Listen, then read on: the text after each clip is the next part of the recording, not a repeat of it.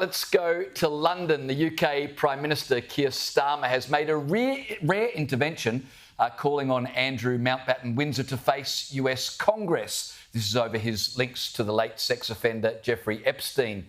Keir Starmer said, and I quote, "A general principle I've held for a long time is that anybody who has got relevant information in relation to these kinds of cases should give that evidence to those who need it. That would be my general position on this." Joining us now is Spiked Online chief political writer Brendan O'Neill. Brendan, great to see you. I reckon there's more chance of Keir Starmer losing the Prime Ministership than Andrew testifying before Congress. Is there not? Oh, yes, there's a big chance of Keir Starmer losing soon. He's catastrophically unpopular.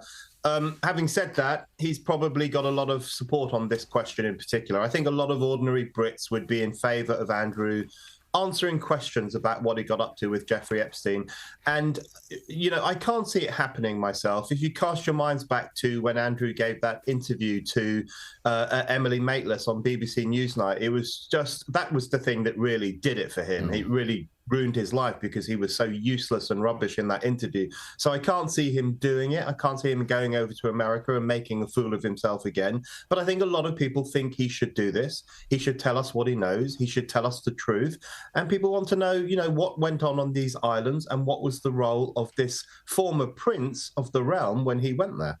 Absolutely, front up and be honest with the taxpayers. Yeah. I think it's extraordinary that he's just, you know, now gone into hiding about it. Now, Brendan, the UK Home Secretary Shabana Mahmood claims that Britain is becoming more racist. She's arguing that racial intolerance would continue to escalate if anxieties surrounding immigration remain unaddressed. Brendan, has UK Labor not done this to themselves? You know, this is a tough one, you know, because I don't actually agree with her that Britain is becoming more racist, but I agree with her that it's becoming much more tense as a consequence of the immigration crisis. And that's a crisis that Labour has done absolutely nothing to resolve. I mean, just to give you a sense of how serious this is, around 750, mostly men, arrive on Britain's shores in small boats every single day. That is a lot of people, and they are being put up in four-star hotels. They're being given bed and board. They're often being put up in hotels in working-class areas. And ordinary people are saying, look, how comes we're down on our luck and struggling to make ends meet, and yet these arrivals from overseas are instantly given hotel rooms, given medical treatment, given food, and given a weekly allowance?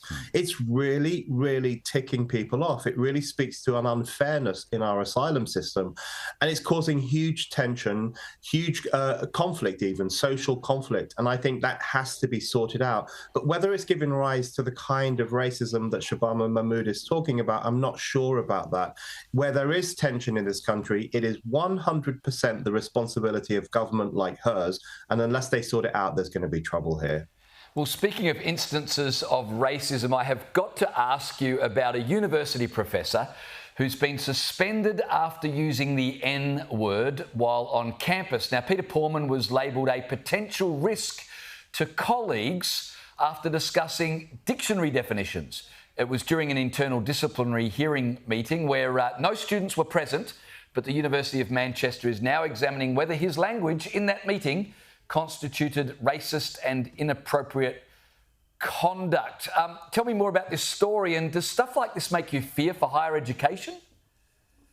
Absolutely, it does. And, you know, this is a perfect example of how stupid cancel culture is. Because, as you say, this was an internal disciplinary hearing. There were no students present. So there was no one in the student body who could take offence from this professor's words. Also, he was discussing the dictionary definition of the N-word. He wasn't using it as a form of racial abuse.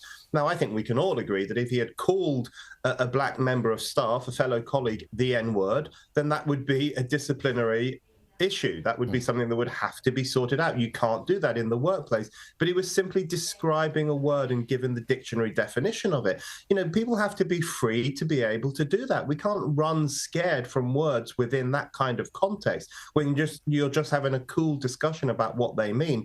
But it really sums up the cult of fragility on campus. And it really indicates that it's not just a problem amongst kind of crazy blue-haired students, but also amongst academics themselves, where they take offence at ordinary discussions about the meanings of words. I think the university in the 21st century has become this kind of factory of vulnerability where everyone is encouraged to take offense at everything. And that is not conducive to the pursuit of knowledge that a university is supposed to be doing. No, definitely not another example of stupidity from universities. Brendan, a study of BBC headlines since the October 7 attacks has found 3 times more were critical of Israel than of Hamas.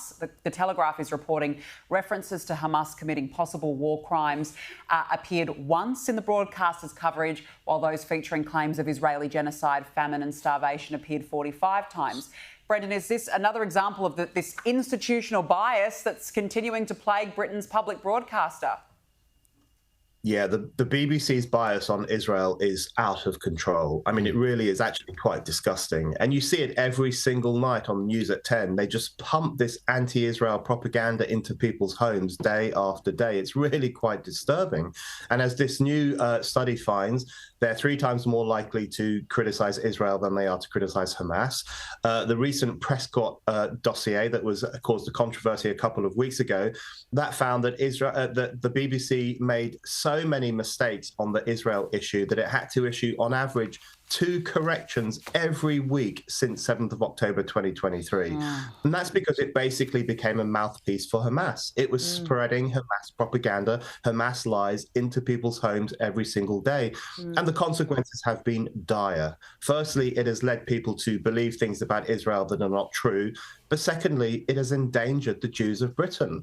It has contributed to a crisis of anti-Semitism in this country, the like of which we haven't seen for a very long time. And I genuinely believe the BBC had a serious role to play in that. I completely agree with you. It's frightening. Brendan O'Neill, we have to leave it there. Thank you as always for joining us. Really appreciate it.